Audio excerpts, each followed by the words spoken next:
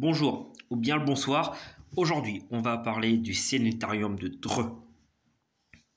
Alors, le maire, Maurice Violette, décidera de construire un sanitarium afin de combattre la propagation de la tuberculose pulmonaire qui se transmet par l'air lorsque les personnes infectées toussent ou éternuent. Il a été construit par les architectes Georges Boignet et André Serru entre 1928 et 1932. Il a notamment beaucoup servi dans les années 1930.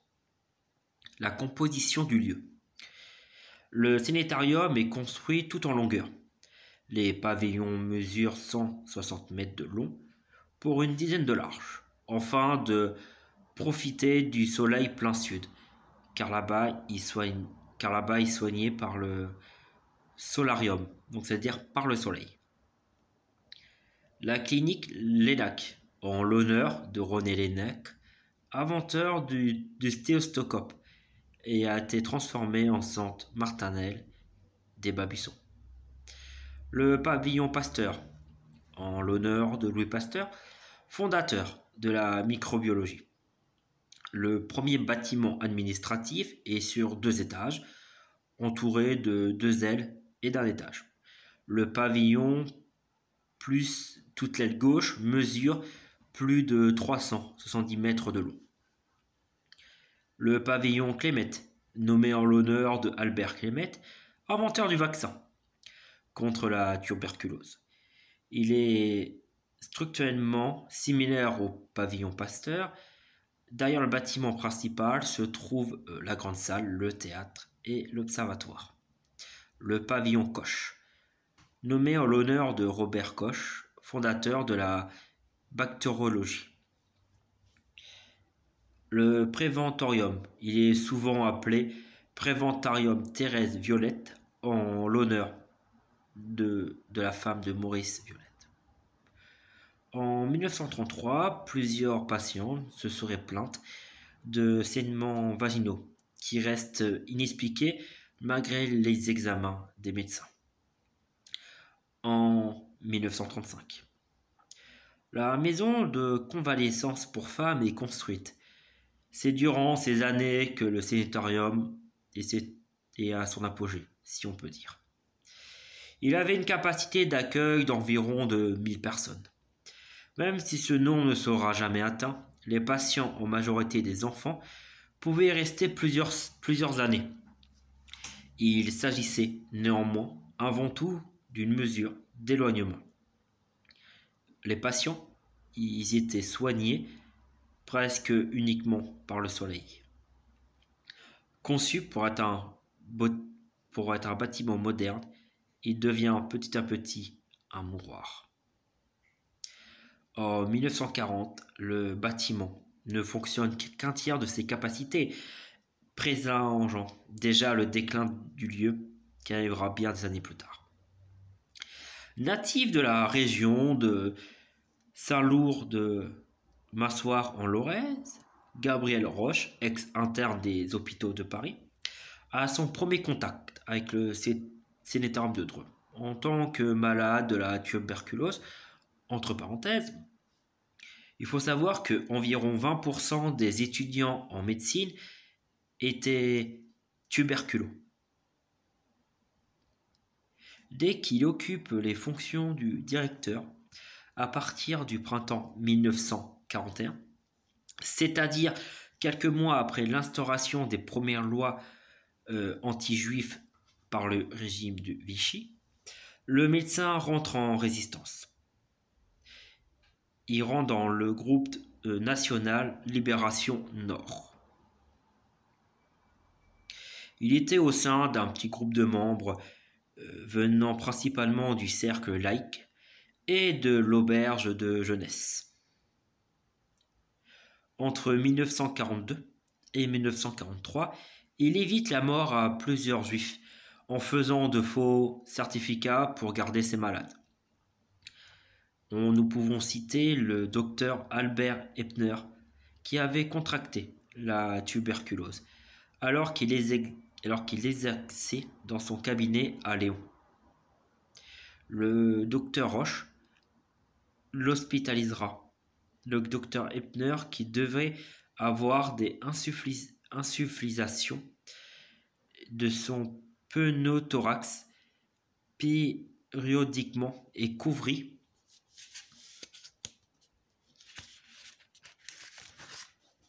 les faux résultats d'analyse qui les rendaient toujours contagieux. Malheureusement, son épouse, qui a connu une issue plus tragique. N'ayant pas la tuberculose, elle sera prise dans une rafle et se retrouvera dans un convoi pour Auschwitz. En revanche, les deux enfants du couple, Ebner, longtemps cachés au préventorium, ont échappé au pire car le directeur du sanitarium a organisé une cérémonie de baptême au sein de son établissement, en changeant des noms, car à l'époque, avec des faux certificats, on pouvait échapper aux recherches acharnées des antisémitismes. Nous pouvons aussi citer le cas du juif allemand, le cas de Max Lindemann, aspirant à rejoindre la zone libre. Il est rentré en contact avec le docteur Roche et son épouse, Madame Guinard. Ceux-ci l'ont aidé à franchir sans encombre la ligne de démarcation et à échapper à la déportation. Nous pouvons dire que c'était des justes de la nation. Les Allemands en avaient une peur bleue.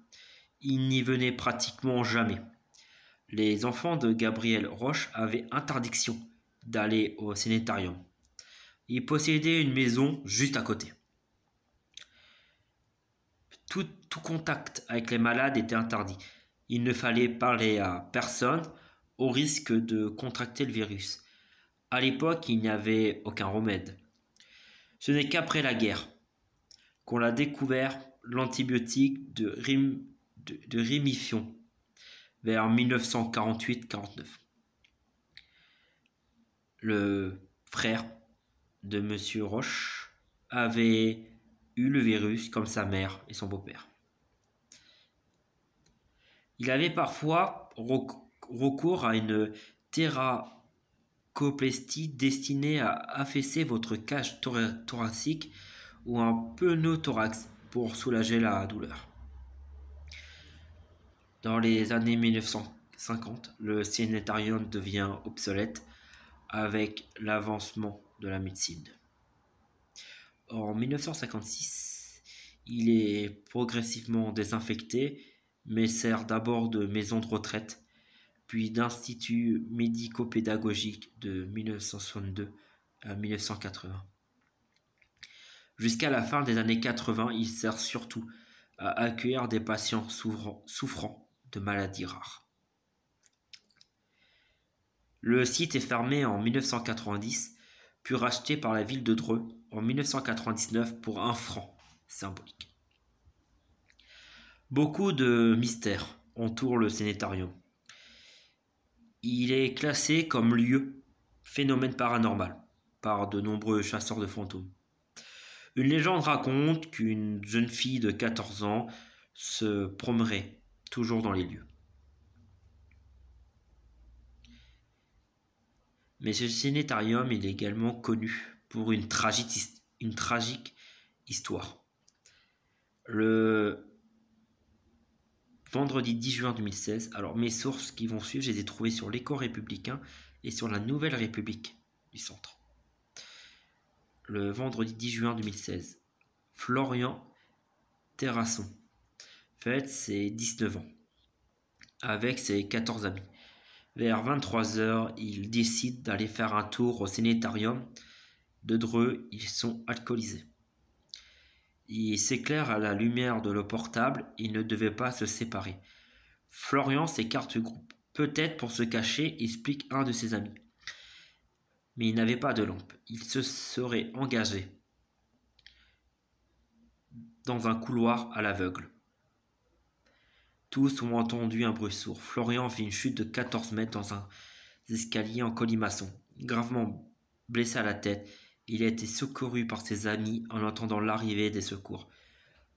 Florian a été transporté au centre hospitalier de Dreux dans un état critique. Il est décédé des suites de ses blessures. L'ancien maire de la commune, Gérard Hamel, a déjà été condamné pour homicide involontaire à 6 mois de prison, avec sursis à 2000 € d'amende. C'était en janvier 2024.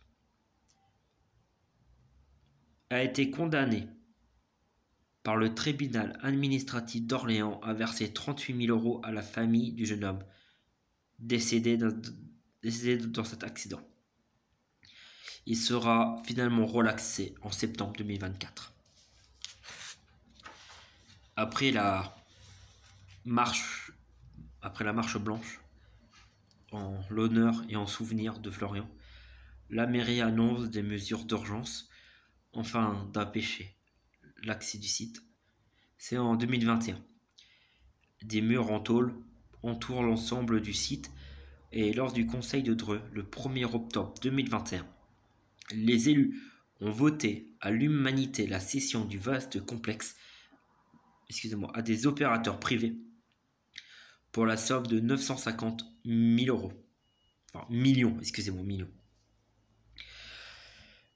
Le projet de réhabilitation prévoit 100 millions d'euros d'investissement pour donner une nouvelle vie au bâtiment, à l'abandon depuis plus de 30 ans.